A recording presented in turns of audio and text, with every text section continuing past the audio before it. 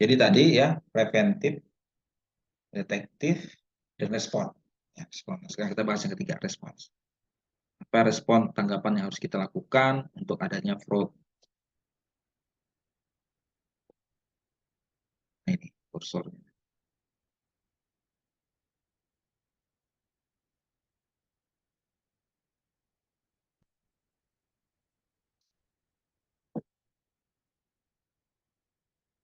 Nah, preventif itu adalah first line of defense, ya. Pertahanan lini pertama. Detection itu second line defense. Pertahanan lini kedua. Nah, respon ini adalah lini ketiga, ya, third line defense. Tujuannya untuk menentukan apakah fraud yang terjadi, eh, menentukan apakah fraud itu telah terjadi dan sedang terjadi dan menentukan siapa yang melakukannya. Ya. Deteksi hanya mengetahui. Nah, sekarang lebih lanjut lagi, kita cari tahu kenapa, bagaimana yang terjadi, ya, dan siapa pelaku. Fraudster itu adalah pelaku. Maka dalam respon ini harus ada prosedur dan kebijakan untuk menginvestigasi terjadinya fraud, menyelidiki investigasi. Sehingga kita perlu membuat protokol untuk mengkategorikan isu-isu dan menentukan tingkat keparahannya, kemudian mengeskalasi, ya, menindaklanjuti kepada pihak yang terkait, kemudian menginvestigasi atau menyelidiki kasusnya dan menutup kasusnya kalau memang sudah selesai, kemudian mendokumentasikan kasusnya ini, kemudian melindungi confidentiality, ya, kerahasiaan tertentu yang harus kita jaga, baik dalam level organisasi maupun level pribadi tertentu. Kemudian kita buat juga rencana untuk dokumentasi dan persetujuan berkaitan dengan respons tersebut dari pimpinan termasuk Dewan Komisaris. Dalam respon ini ada yang dinamakan predikasi. Ya, predikasi itu adalah sekumpulan keadaan yang mengarah pada uh, seseorang yang terlatih dan profesional itu percaya bahwa fraud memang terjadi, sedang terjadi atau akan terjadi. Ya. Predikasi itu maksudnya kondisi di mana dia bisa memulai penyelidikan terjadinya kecurangan, fraud investigation.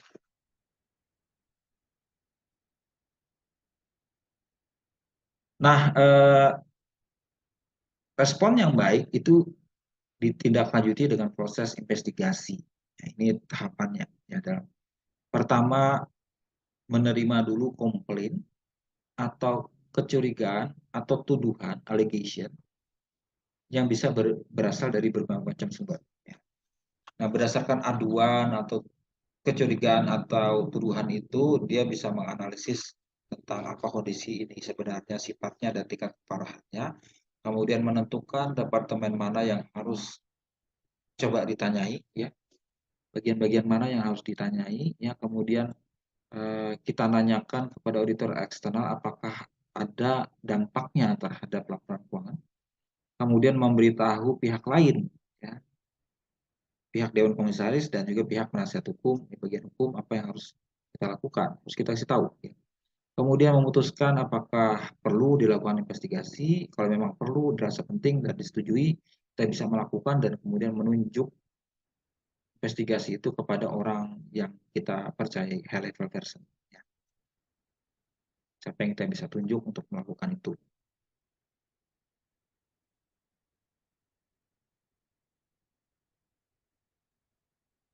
Nah, setelah ditunjuk, maka kita membuat rencana investigasi. Tim tadi itu yang ditunjuk tadi membuat rencana investigasi melalui protokol investigasi tertentu, kemudian membentuk tim investigasi dari berbagai macam departemen, kemudian eh, kalau perlu kita bisa minta bantuan pihak investigasi luar, ya. Kalau kita tidak merasa memadai, kita ajak atau kita minta orang luar juga terlibat, ya. Kemudian mengumpulkan bukti, evidence, ya, collect evidence, kemudian melaporkan hasilnya dalam bentuk laporan investigasi, kemudian diserahkan kepada pihak yang berwenang untuk mereka mengambil tindakan korektif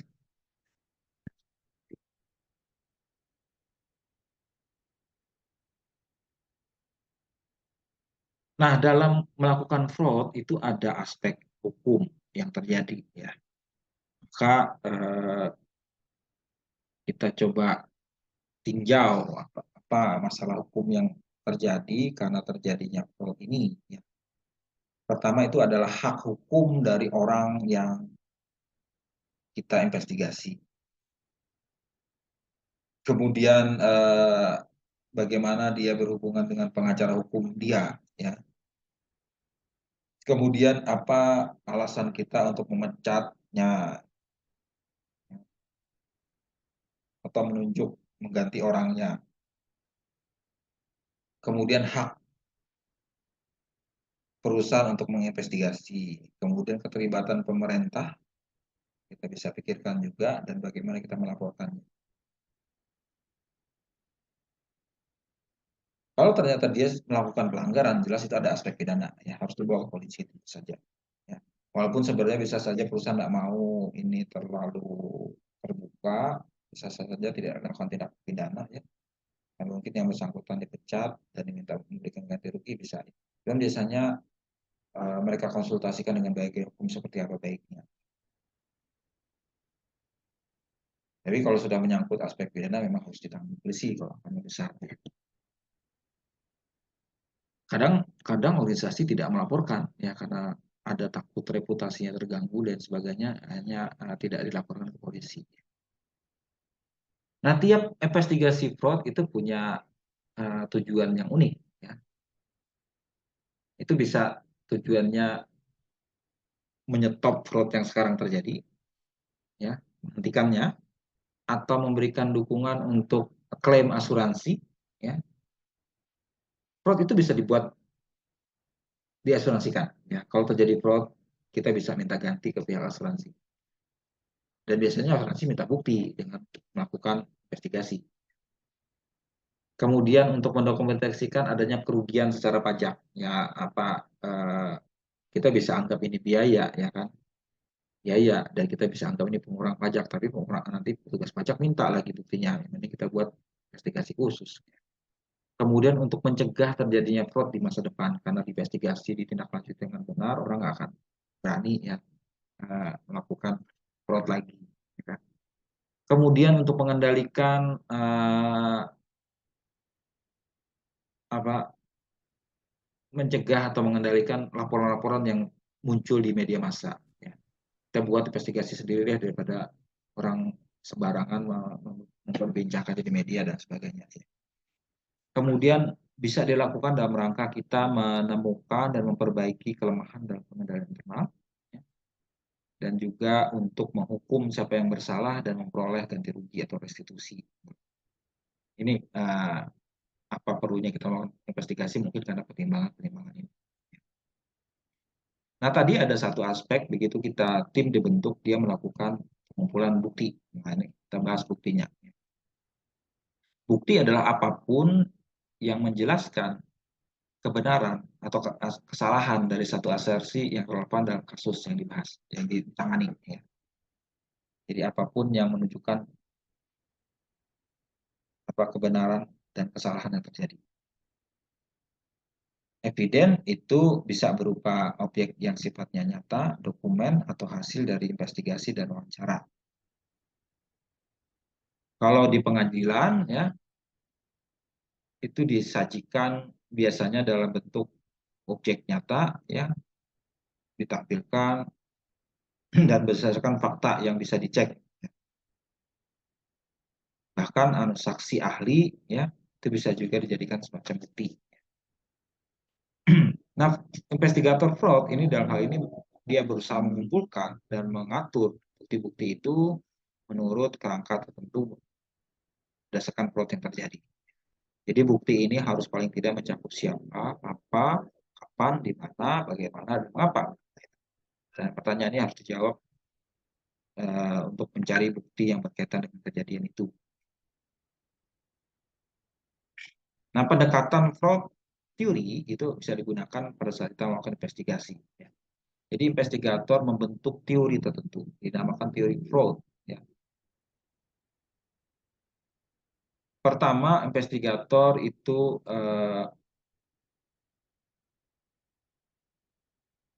mungkin tidak mempunyai bukti ya untuk mendukung rincian dari teori. Cuman ini akan menjadi dugaan dia ya.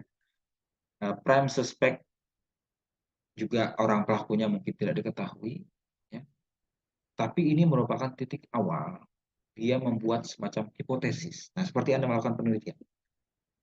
Kayaknya sepertinya ini dugaan saya seperti ini. Kita membuatlah membangun teori dan membuat hipotesis tentang terjadinya fraud ini.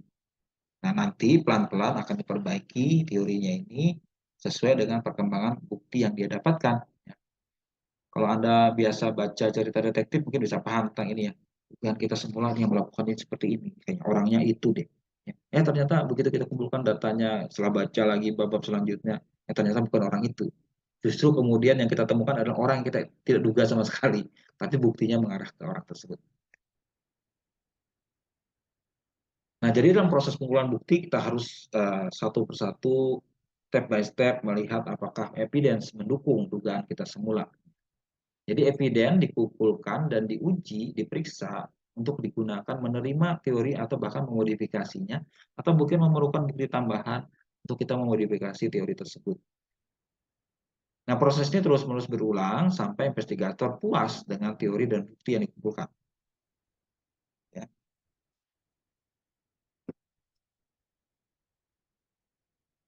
Ya, jadi ada semacam proses detektif di situ ya, detektif terus-menerus dilakukan.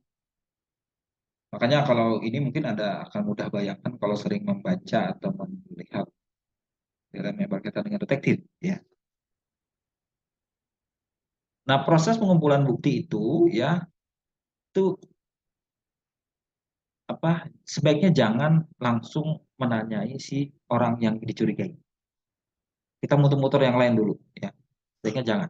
Biasanya karena kita tanya orang itu duluan, mereka jadi apa melakukan tindakan yang justru menghilangkan bukti ya. Nah, itu ya jangan. Mendekati seorang yang dicurigai atau suspek itu tadi terlalu dini akan menyebabkan dia merusak proses investigasi. Karena mengarahkan mereka merusak bukti, kemudian memberikan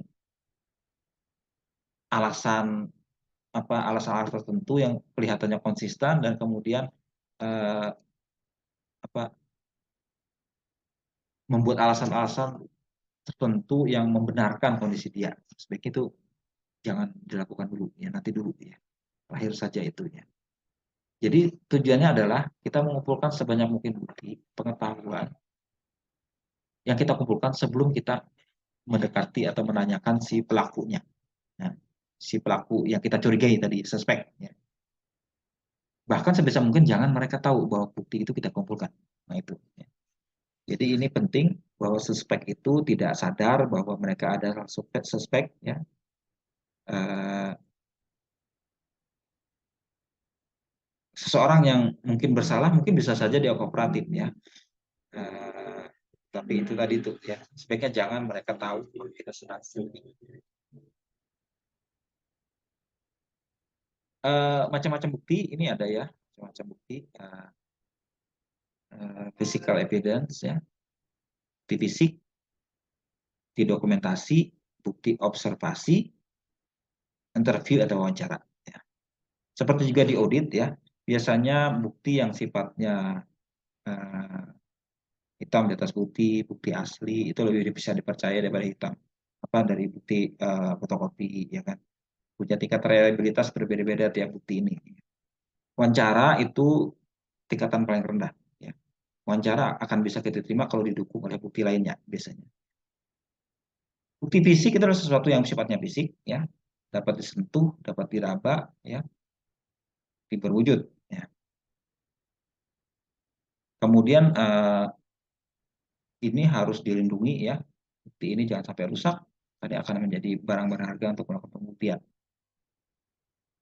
Bukti ini harus dijaga dengan baik, dicatat dengan baik, ya, karena ini akan kalau sampai ke pengadilan ini akan dibawa sebagai barang bukti. Bukti dokumentasi itu berupa dokumen-dokumen kertas maupun elektronik ya, yang menjadi dasar sesuatu terjadi. Ya. Misalnya ada semacam bukti transaksi yang menjadi dasar dia melakukan fraud dan sebagainya. Ya. Dalam menangani bukti asli harus diperhatikan eh, ada semacam bukti sidik jari ya. Sebaiknya eh, si investigator tidak mengganggu bukti sidik jari yang melekat di dokumen itu ya. Kita pakai sarung tangan biasanya supaya sidik jari kita nggak mengganggu di dokumen tadi ya. Karena itu kan diperiksa nanti siapa yang megang barang ini ya kan bisa kita tahu pelaku. Nah, bukti dokumen itu bisa ada bukti dokumen yang umum dipunyai publik, misalnya ada berkaitan dengan undang-undang, peraturan, ya kan. Kemudian ada dokumen yang harus dikeluarkan oleh pihak yang memegangnya, ya, by consent. Kemudian ada bukti yang diperoleh dengan perintah pengadilan, ada bukti yang diperoleh dengan penggeledahan oleh aparat hukum.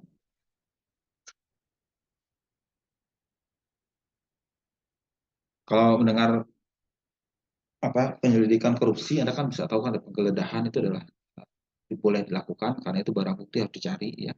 Tapi itu harus dengan seizin pengadilan atau dengan seizin lembaga penegak hukumnya. Ya.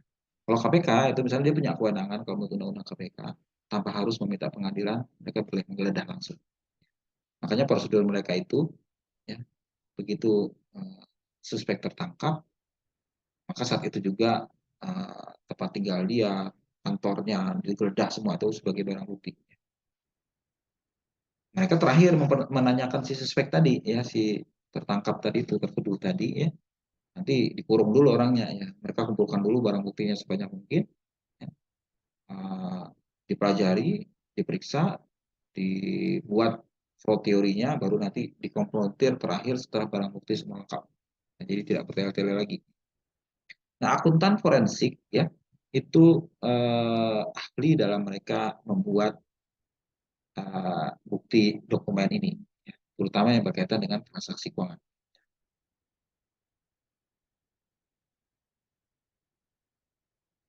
Terutama kalau terjadi fraud laporan keuangan, ya kan itu bisa diketahui ya. Laporan keuangan. Ya, bukti dokumenter mereka bisa bikin sendiri dari hasil analisisnya. Ya.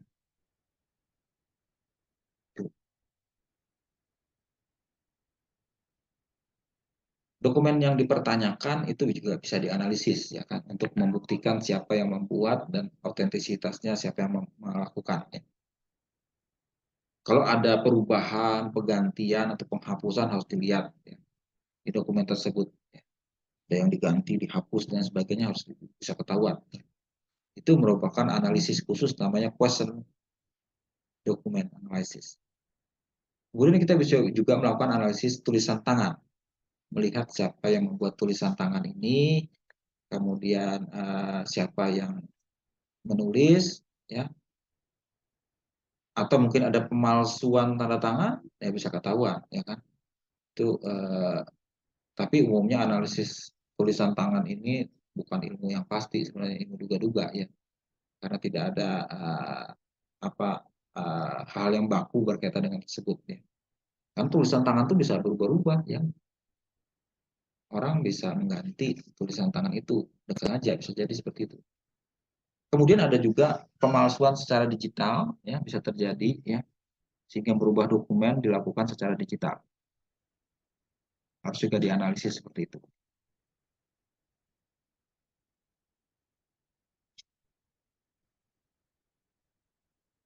Nah, tadi data fisik, data dokumen, kemudian data observasi. Data observasi ini melibatkan pengamatan ya.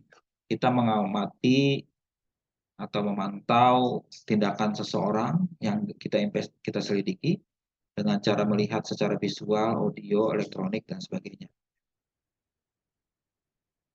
Ini termasuk menyadap, menyadap komunikasi telepon atau menyadap pembicaraan dalam ruangan itu sebenarnya observasi ya.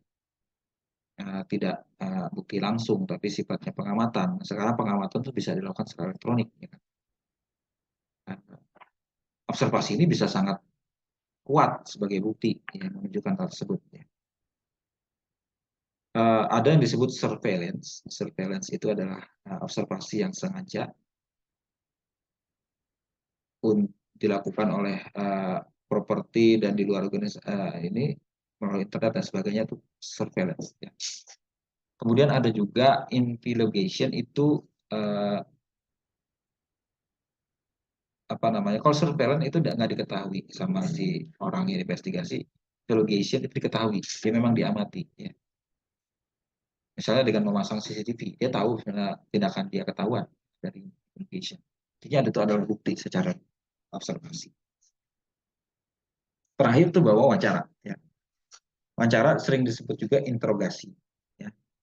Nah, biasanya dilakukan oleh pejabat pemerintah dalam proses menanyakan sesuatu, memberikan feedback atau mendengarkan terhadap respon. Ya, tujuannya adalah memperoleh pengakuan atau confession. Jadi wawancara di sini, interviewing, itu terutama tujuannya adalah buat mereka mengaku.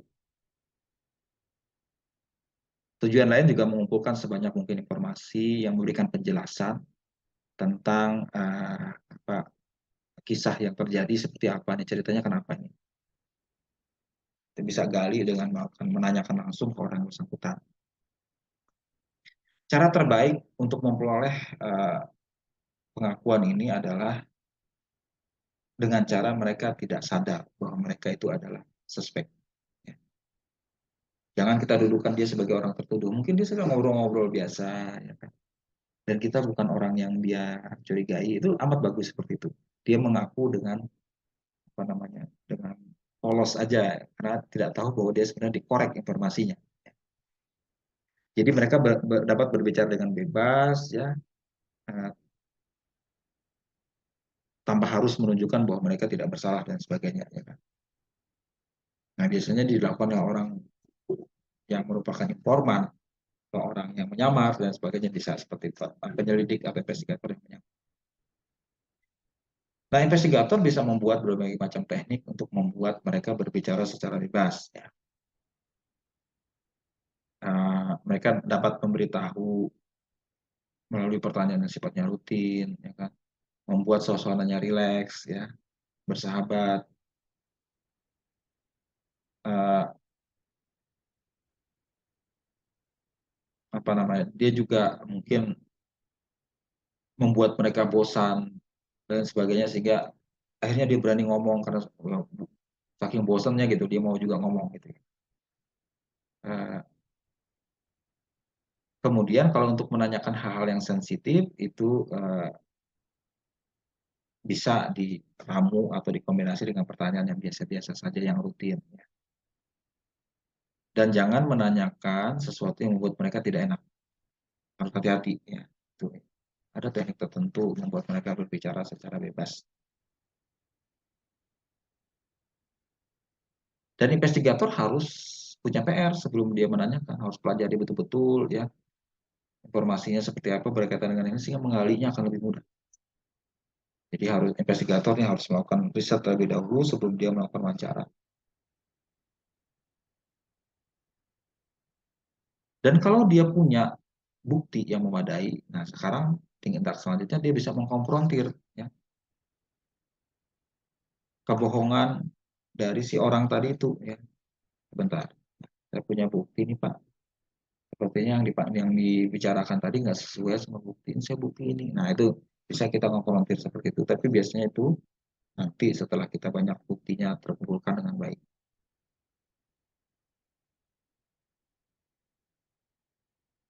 Dan dalam wawancara itu harus ada juga tahapannya, ya, urutannya.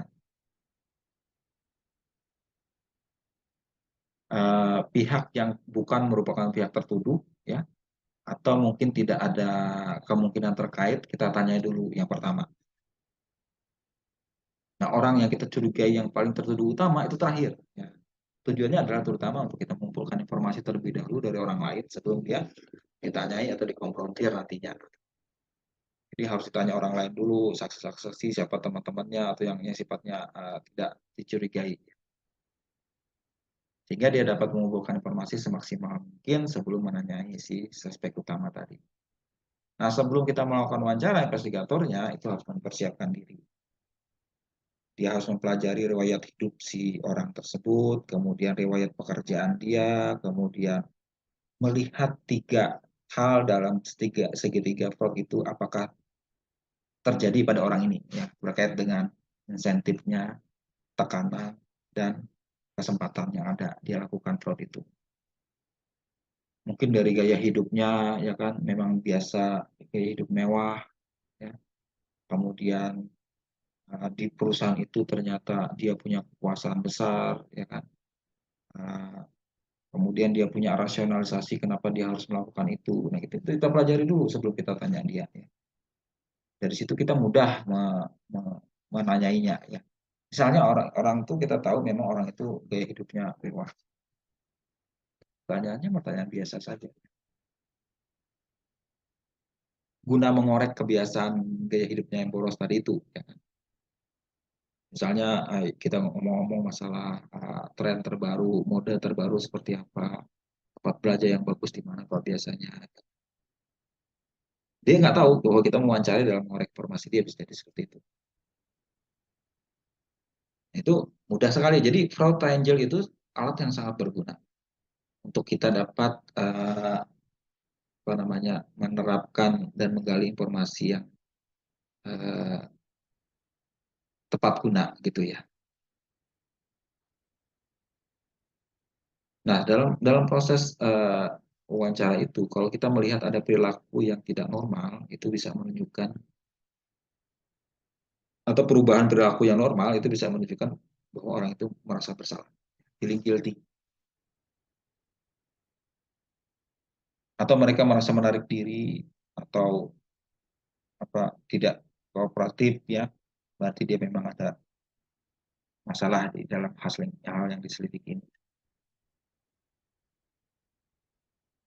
Dan kemudian kita mau bisa membuat set atau setting untuk interview ya.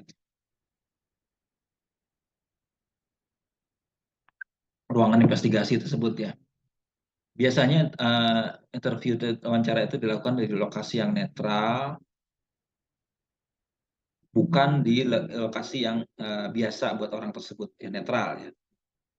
Di luar lingkungannya yang biasa. Ya. Nah, lokasi netral ini apa,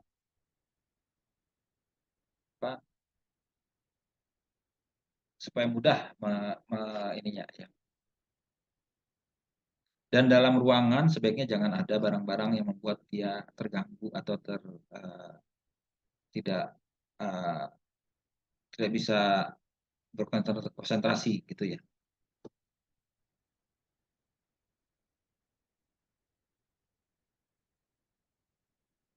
Dan sebaiknya jangan dia tersembunyi di balik meja atau kursi sehingga kita bisa mengamati bahasa tubuhnya. Kalau saya pernah dengar cerita orang-orang yang pernah ditanyai di KPK, KPK itu memang sengaja ya, kadang-kadang membuat apa situasinya itu benar-benar gak enak buat orang tersebut sehingga uh, dia sudah pada posisi yang agak-agak besar sebenarnya ya. Misalnya ya, dia disuruh nunggu lama, suruh datang pagi-pagi, etanya wawancaranya sudah sore atau mungkin malam. Dia sudah jengkel seharian disuruh nunggu. Kemudian biasanya ruangan ruangan tempat dia menunggu atau tempat dia diwawancara itu sangat dingin, pakai AC yang sangat dingin. Jadi orang sudah kedinginan ya, kondisinya benar-benar nggak nyaman. Ya. Dia sudah pada posisi jengkel ya. Nah, jadi begitu itu mudah meletup. Nah, mudah meletup ini justru senang buat dia karena dari situ apa muncul hal yang pengakuan yang tidak dia duga di situ ya. Tapi ini di buku kita ini tidak disarankan seperti itu, ya kan? Nah, itu dalam karena KPK kan aparat hukum. Kan. Ini investigator yang di luar apa kita orang profesional ya. Biasanya tidak memakai prosedur seperti itu ya. Kalau polisi bahkan lebih parah lagi, ya mereka pakai cara kekerasan dan sebagainya, menyiksa atau meneror dia supaya dia mau ngaku. Ini di kasus ini tidak disarankan. Kita orang profesional yang di luar aparat hukum tidak melakukan itu. Ya. Lebih lanjut lagi ya,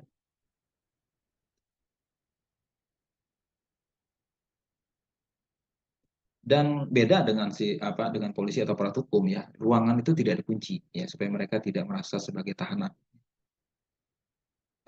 Biasanya hanya satu orang investigator saja yang ada di dalam pertanyaan ya. Eh, tapi adanya orang kedua itu disarankan juga kalau sifatnya meminta adanya pengakuan. Dan orang kedua ini harus apa, eh, duduknya agak terpisah jauh. Dan biasanya suhu dalam ruangan dibuat nyaman, karena sesuatu yang tidak nyaman akan membuat body language-nya jadi berubah. Ya. Ini berbeda dengan cara KPK ya. Cara KPK itu agak ekstrim. Ini mendengar kisah mereka saja sih saya nggak tahu persis seperti apa. Ya. Cuman yang disarankan sini berbeda dengan dibuat itu. Ya. Di sini mereka dibuat supaya agak nyaman, ya, sehingga mereka mau mengaku dengan sukarela.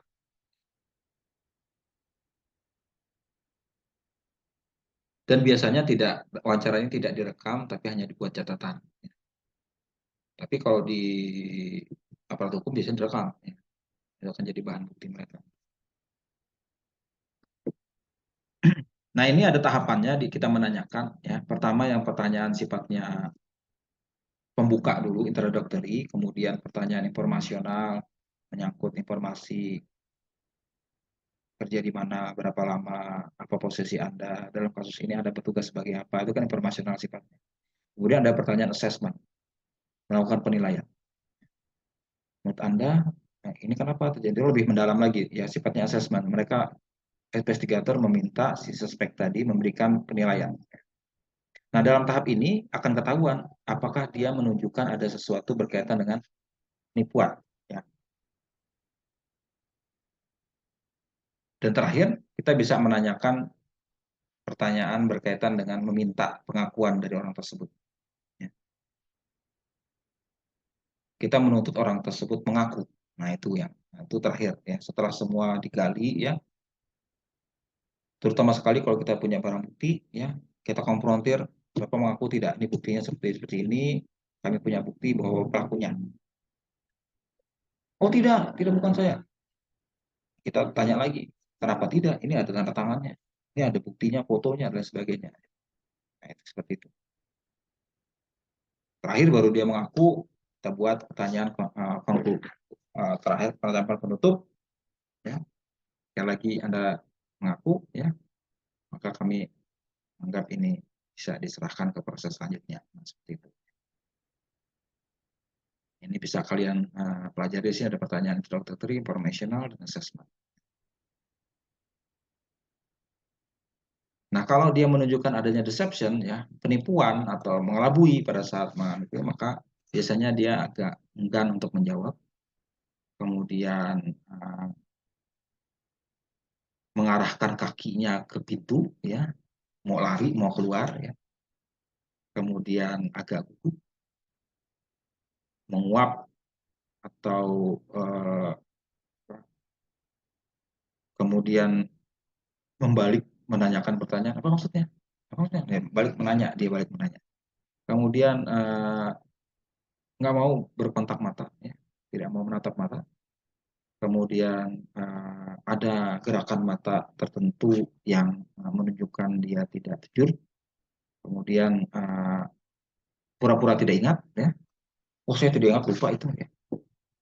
Kemudian menutupi muka dengan tangan, ya, atau mulut dengan tangan. Ya. Ini orang ini misalnya kayak gini ya, atau gini. Ini kan itu bahasa tubuh yang bisa dinilai ya, ada sesuatu yang benar-benar dia terpojok gitu ya. Kemudian apa namanya, membuat jawaban dengan adanya apa, bersayap gitu loh. Kemudian apa, menunjukkan ketidakbersalahan mereka ya. Anda bisa nanya teman-teman saya, keluarga saya, atasan saya bahwa saya orang jujur, seperti itu kan. Kemudian ada juga perubahan apa, bahasa tubuh dan sebagainya. Nah itu bisa kalian baca lebih lanjut ya, saya tidak lagi, bisa kalian nanti kita bahas di pertemuan selanjutnya berkaitan dengan hal ini ya. Apa namanya, itu yang berkaitan dengan investigasi. Sengaja saya buka dulu, nanti kita bahas lebih dalam di pertemuan selanjutnya berkaitan dengan investigasi. Oke, itu dulu ya bahasan kita tentang preventif, ya, pencegahan, kemudian deteksi, dan investigasi atau respon yang kita bahas untuk hari ini. Bahannya ada saya sharing di Google Classroom untuk 2 bab ini, silahkan lihat di sana ya, dalami lagi, nanti akan saya minta mengerjakan tugas tertentu, nanti saya beritahu kemudian.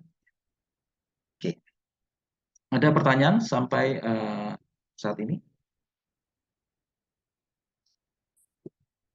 Jadi ini saya rangkap 2 kali pertemuan di pertemuan hari ini. Ada pertanyaan? Tadi penjelasan mengenai investigasi tidak saya lanjutkan lebih dalam ya. Saya minta Anda mempelajari terlebih dahulu ya. Nanti ke depan akan kita lanjutkan dengan hal ini ya. Setelah Anda mengerjakan tugas tertentu, nanti saya akan kasih tahu. Yang pada intinya Anda mempelajari mandiri ya, bagaimana melakukan teknik investigasi yang baik. Ya mungkin Anda nggak akan bertugas semua sebagai investigator nantinya, cuman dalam kondisi tertentu ini ada banyak gunanya. Minta seorang mengaku dan sebagainya, itu kadang-kadang juga melekat pada tugas kita sebagai akuntan. Ya. Ini akan saya minta Anda pelajari khusus di situ. Ya. Nah, itu. Oke, ada pertanyaan?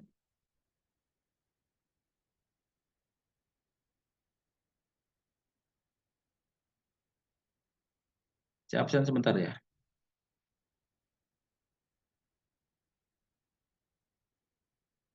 Buka absennya dulu.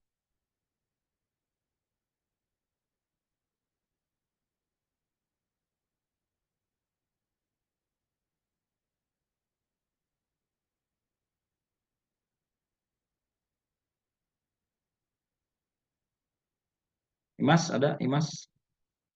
Ada, Pak. Mirna? Ada, Pak. Imam?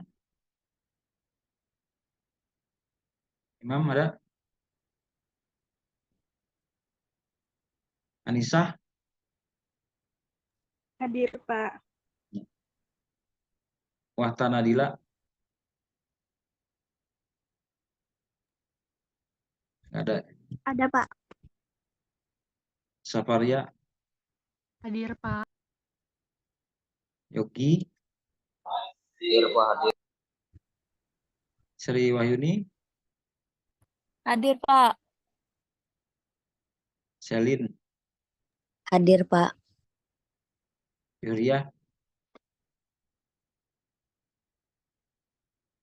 Yuria nggak ada. Dinar Septania? Hadir, Pak. Yanuar Rifki? Hadir, Pak. Oke. Oke, itu ya. Tolong pelajari yang sudah. Ya, siapa tadi? Imam, Pak. Ada. Ada, Pak. Oke, tolong dipelajari yang sudah saya terangkan tadi ya. Nanti saya berikan pertanyaan lanjutan yang akan kita bahas di minggu depan ya, berkaitan dengan investigasi. Oke, kalau tidak ada pertanyaan saya akhiri ya. Sampai ketemu di pertemuan minggu depan ya. Minggu depan ini kuliah kita terakhir ya. Jadi saya lihat kalau misalnya ada apa namanya kekurangan di pertemuan akan kita sepakati nanti di minggu depan untuk nambah kekurangan. Oke, setelah minggu depan ini minggu depan kan kuliah terakhir, kemudian minggu depannya lagi UAS. Ya. Jadi bahannya berkaitan dengan ini akan kita bicarakan juga di pertemuan selanjutnya. Oke, itu dulu ya. Makasih untuk perhatiannya. Sampai ketemu minggu depan.